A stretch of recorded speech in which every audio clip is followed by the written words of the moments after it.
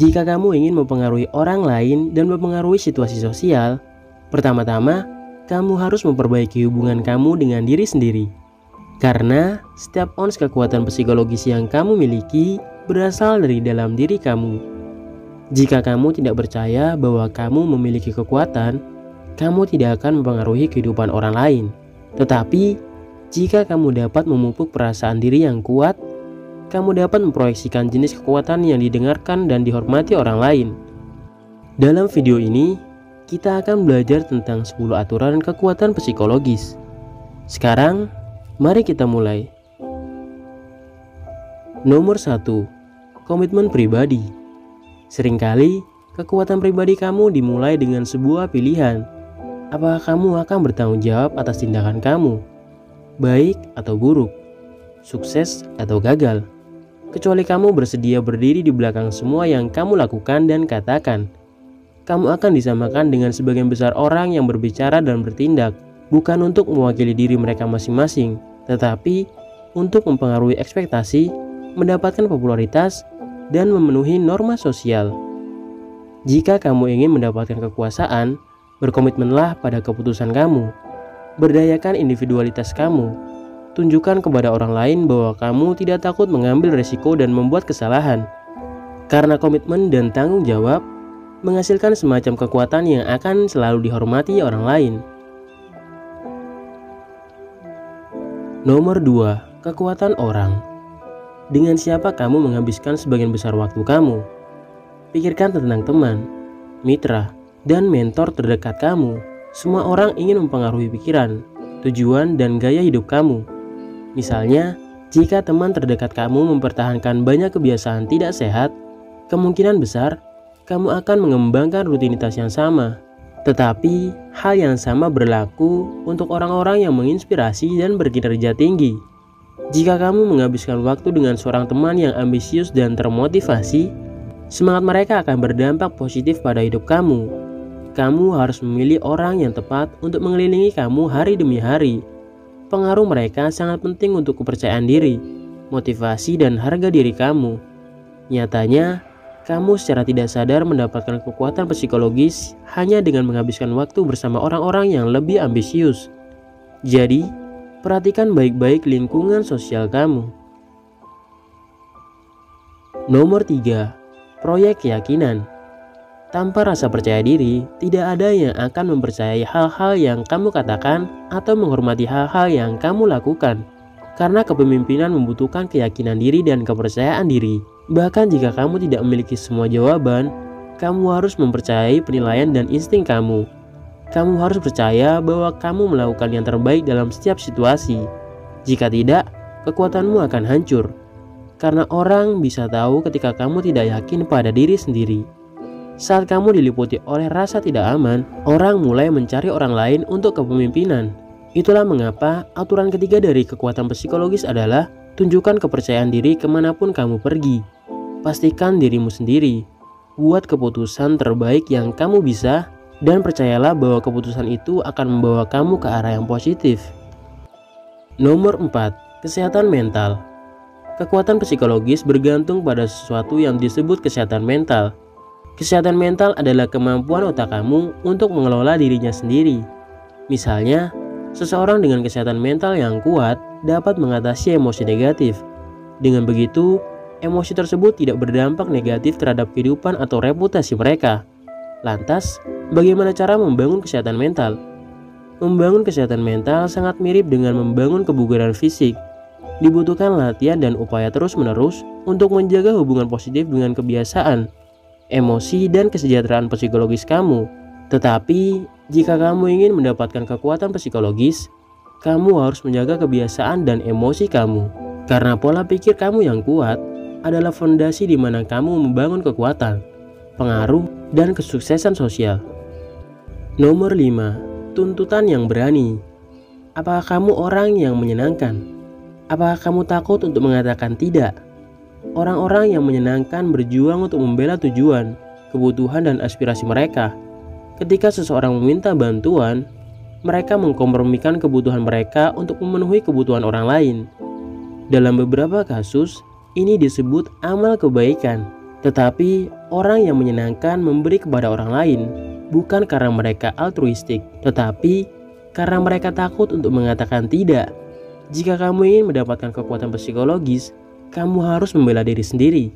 Jika kamu tidak dapat mempertahankan prioritas kamu sendiri, orang akan menginjak-injak kamu.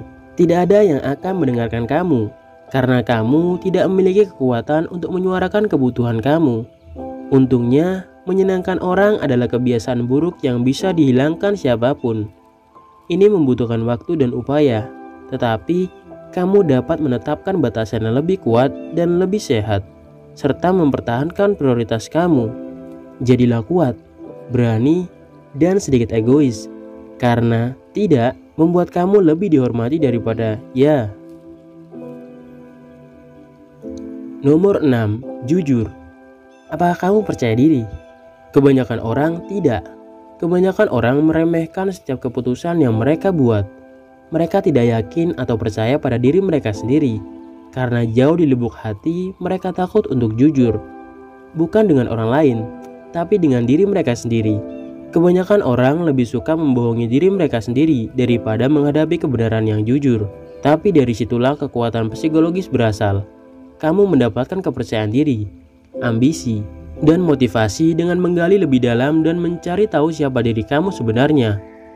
Itu berarti mengajukan pertanyaan sulit kepada diri sendiri. Itu berarti mendorong diri kamu melampaui zona kenyamanan emosional kamu dan mengidentifikasi kelemahan kamu. Kamu bisa menjadi individu yang lebih kuat, tetapi pertama-tama kamu perlu menantang emosi kamu dan mengidentifikasi kekurangan kamu. Dengan kata lain, kamu harus jujur pada diri sendiri. Nomor 7. Temukan solusi. Seberapa sering kamu mengeluh tentang hidup kamu? Ketika ada yang tidak beres, apakah kamu berkubang dalam kemalangan kamu? Atau apakah kamu mencari solusi?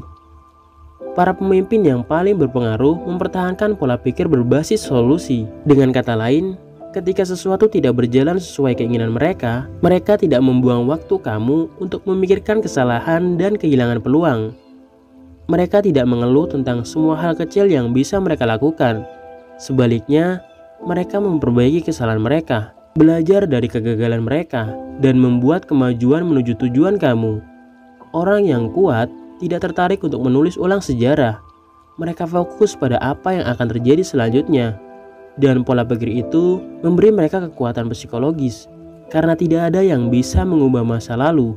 Tetapi dengan pola pikir yang benar, kamu selalu bisa mempengaruhi masa depan kamu. Nomor 8. Bahasa yang kuat. Cara kamu berbicara sangat mempengaruhi orang. Faktanya, bahasa yang kamu pilih secara dramatis mempengaruhi makna yang dikumpulkan orang dari kata-kata kamu. Kalimat yang sama yang diucapkan dengan dua cara berbeda dapat menciptakan reaksi berlawanan kutub dalam kelompok yang sama.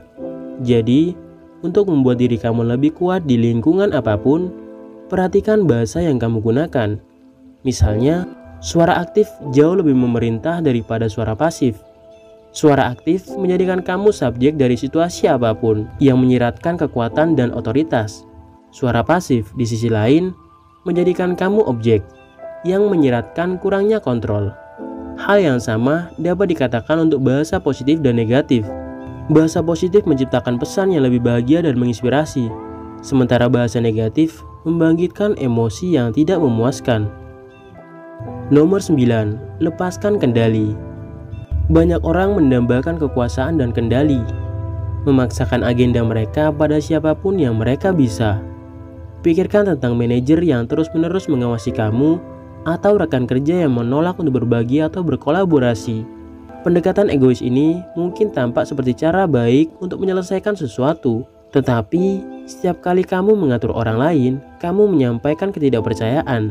Dengan kata lain, dengan gagal mendelegasikan pekerjaan kamu memberitahu orang-orang di sekitar kamu bahwa mereka tidak cukup baik.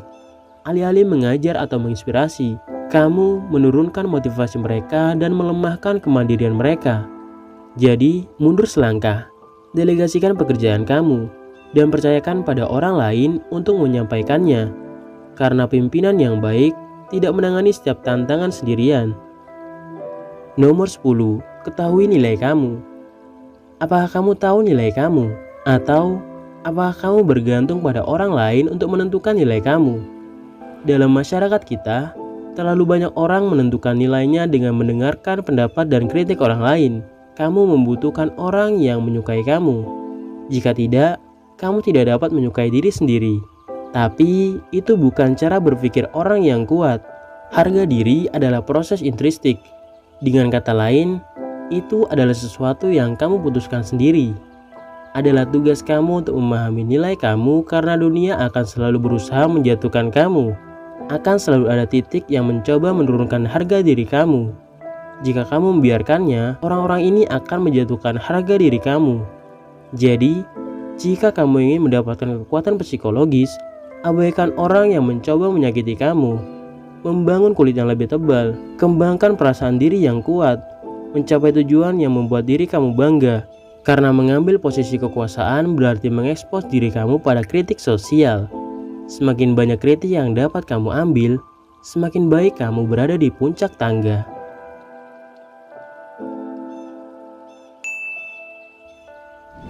Sekian video kali ini, bagi untuk kalian semua terima kasih.